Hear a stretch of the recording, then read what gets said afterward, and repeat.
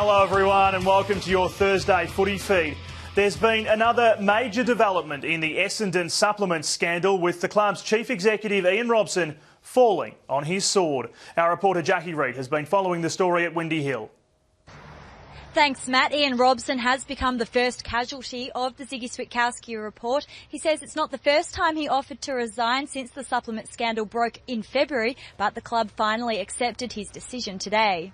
I've called today's media conference to announce that the board of the Essendon Football Club has today accepted, with immediate effect, my resignation as Chief Executive Officer. The Ziggy report found the CEO had to be accountable, but David Evans says there were good reasons to keep Robson on until now.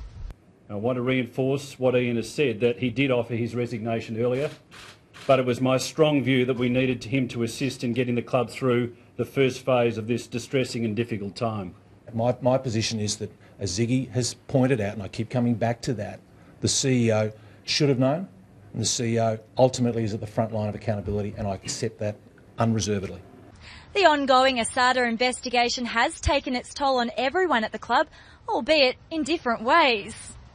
Well, I don't seem to have lost any weight. And I've still been getting some sleep. It's been a big day here, Matt, and the Bombers will make an announcement on a caretaker CEO in the next 24 hours.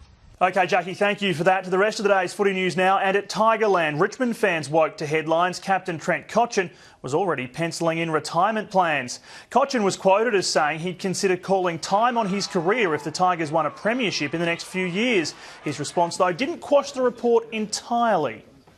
I obviously made the comment, so it's not out of context, but I think the way some people have reacted is the incorrect way. It was a tongue-in-cheek comment that has obviously taken a fair bit of attention away from our actual game this week. That game is, of course, Dreamtime at the G, where the Tigers face the Bombers on Saturday night.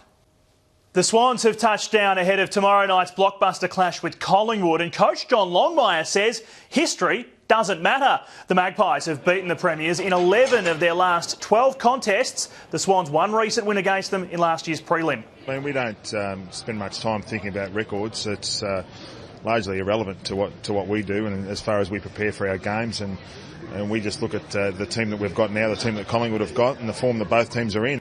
Marty Mattner won't play, still out with a sore hip. Jack Watts, James Frawley and Colin Sylvia are all required players, according to Melbourne coach Mark Neild, but that hasn't stopped speculation the Demons will face a mighty fight to keep some of their biggest names in the midst of the side's poor form. Good players. I understand why the big club's talking about those guys. You know, they're all, what's easier, versatile, leader into the ground, that type of stuff. Yeah, we will do our best to sign those lads up. Yeah, there's no surprise that they'd be spoken about. Watts is a strong chance to return from his hamstring injury to take on Fremantle.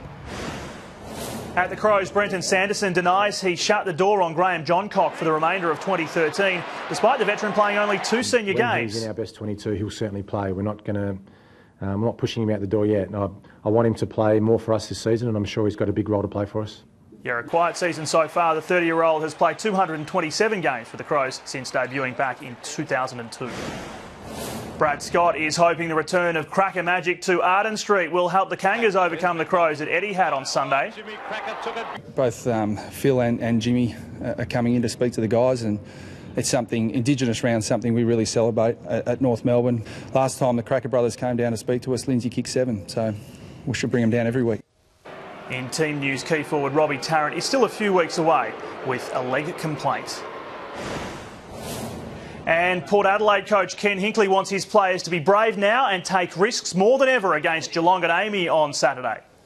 They would look at Geelong because of their history over the last 6 or 7 years and acknowledge them as being a really powerful side. But they've been really good at wanting to embrace every challenge we've had, and I'm sure they'll be looking forward to that opportunity again this week.